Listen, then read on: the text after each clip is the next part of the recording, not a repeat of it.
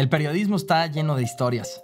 Muchas no alcanzan la luz por cuestiones de tiempo y espacio, pero en Latinus decidimos hacer Apuntes, un podcast con los secretos y memorias no conocidas que se quedan en nuestras libretas y en la cabeza de los personajes relevantes.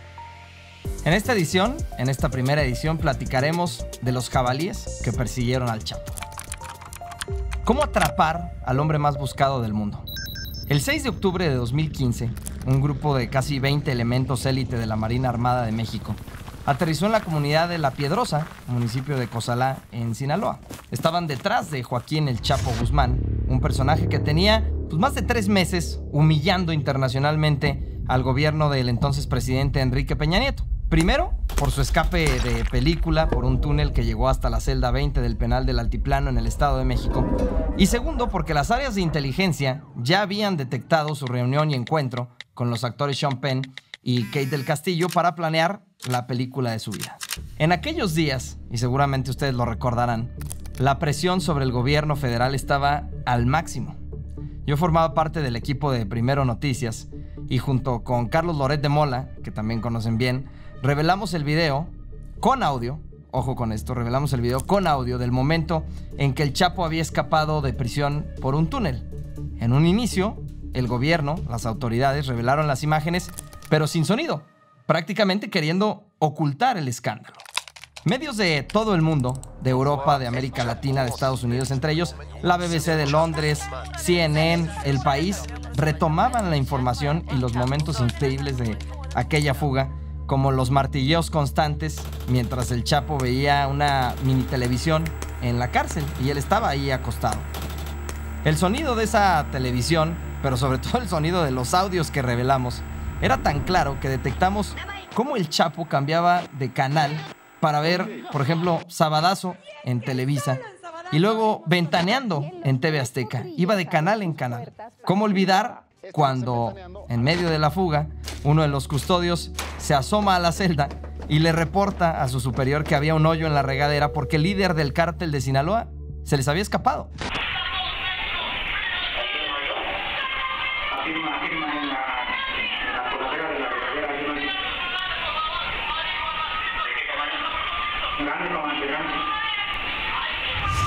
Como les digo, la presión era enorme sobre el gobierno.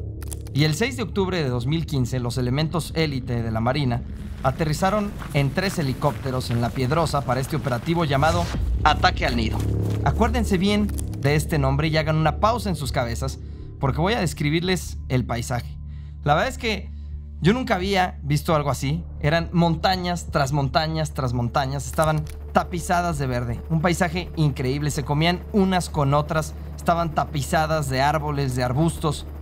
Nosotros visitamos la zona el 10 de enero de 2016. Esto significa 2 días después de que un policía federal capturó al Chapo Guzmán, que huía del operativo de la Marina y lo escondió en un motel. Dentro de la patrulla, dentro de un motel, mientras cientos de sicarios del cártel de Sinaloa buscaban a su jefe para intentar rescatarlo por todas las zonas de Los Mochis. Al volar a esa zona que ya les describía, las montañas en los límites de Durango, justo en el corazón del Triángulo Dorado, íbamos muertos de miedo porque el cártel estaba furioso de que acababan de detener a su líder. Estaba molesto el cártel de Sinaloa con la caída de Joaquín Guzmán y nosotros estábamos volando en los helicópteros de quienes lo habían atrapado, de quienes se habían encargado de capturarlo. Imagínense, íbamos muertos de miedo. Por si faltara, el helicóptero en el que yo iba era abierto de la cola, se utilizaba para paracaidistas y solo tenía una red de contención de tal manera que si uno se asomaba a la cola del helicóptero alcanzabas a ver todo ese campo que les estoy describiendo. En cierto momento y en medio de la nada, además en pleno vuelo, un elemento de la Marina se acomodó rapidísimo en la puerta lateral del helicóptero ante una alerta que emitió el piloto. Este elemento que fue a la puerta lateral del helicóptero en el aire tomó un casco con una especie de visión espacial y de pronto alistó un arma justo en la ventana que parecía el volante de un coche de la Fórmula 1. Esa arma disparaba cientos de balas de grueso calibre con un solo tiro, con un solo jalón al gatillo. Por fortuna para nosotros, solo quedó en el susto. Yo todavía guardo esas fotografías acá en el teléfono.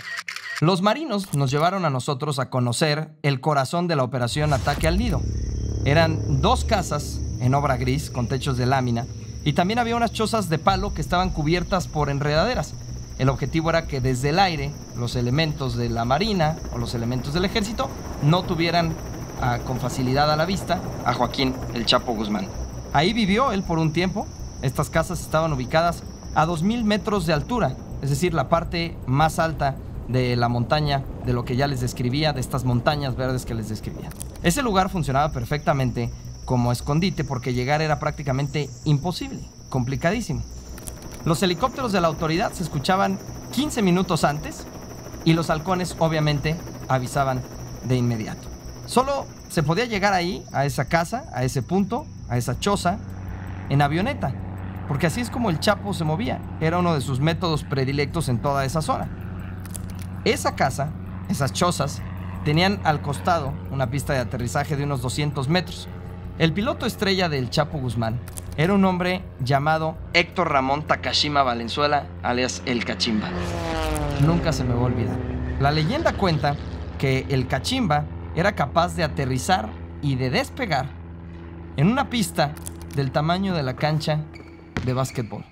En una pista del tamaño de una cancha de básquetbol. Él también participó en la fuga del Chapo en el penal del Altiplano. Fue un personaje central de acuerdo con las investigaciones. Por todo esto que les acabo de platicar, el comando élite de la Marina que aterrizó 3 meses antes en la zona, en esta zona llena de árboles, en esta zona llena de matorrales para el operativo Ataque al Nido el 6 de octubre de 2015, pues ya llevaba una tremenda desventaja. Los marinos ya estaban en desventaja. Los elementos bajaron de los helicópteros y al llegar a la casa, a la choza, pues ya no estaba el Chapo. El narcotraficante comenzó a huir a pie por esos caminos imposibles. Según los reportes a los que tuvimos acceso, el Chapo hizo un movimiento habilidoso y al mismo tiempo un movimiento cruel. El Chapo tomó a una niña en los brazos, era la hija de su cocinera, y tomó a la niña porque le servía de escudo humano. Ese era el objetivo de habérsela llevado con él. Obviamente, esto le funcionó al Chapo porque uno de los elementos de la Marina lo tenía en la mira con su arma desde el helicóptero y no disparó. La versión no oficial, y quiero ser muy claro con esto, la versión no oficial es que los altos mandos, incluido el presidente Enrique Peña Nieto, se negaron a dar la orden de que se disparara ese tiro. Orden recibida. Por supuesto, por el contexto de la niña en los brazos. En un momento del escape, el Chapo, ya solo, cayó por la barranca. Eso sí lo dieron a conocer las autoridades. Se lastimó una pierna, pero uno de sus hombres, identificado como el 80, lo ayudó a seguir con la huida por la sierra durante aproximadamente 10 días. Aprovechaban las noches para caminar, porque esto implicaba tener una mejor temperatura y también para evitar ser descubiertos. Y durante el día, el Chapo y su hombre de confianza descansaban. Y aquí es el momento en el que llegamos a nuestra historia central. ¿Cómo tratas de dar con el hombre más buscado en el planeta si además estás en su territorio, en donde él se mueve como pez en el agua? El equipo del operativo Ataque al Nido, el equipo que estaba encargado de este momento, nos reveló que utilizaron puercos salvajes de la zona para rastrear la ruta de escape del Chapo. Los animales, al igual que el líder del cártel de Sinaloa, necesitaban agua para sobrevivir en ese territorio hostil. Así que, según la versión, tomaron a un par de estos animales y les colocaron un collar con GPS. Por instinto, obviamente, los animales tendrían que recorrer la zona en búsqueda de agua hacia abajo de la montaña, igual que el Chapo. Ambos necesitaban tomar agua. Por eso fue el plan de este grupo. ¿Sirvió o no? Nunca lo supimos. 3 meses después, en enero de 2016, el Chapo cayó en Los Mochis después de huir de una casa por su sistema favorito, los túneles. Nos habría encantado tener a uno de los involucrados en la captura en este episodio, pero por obvias razones ellos son como fantasmas. Nadie sabe cómo son, nadie sabe sus nombres.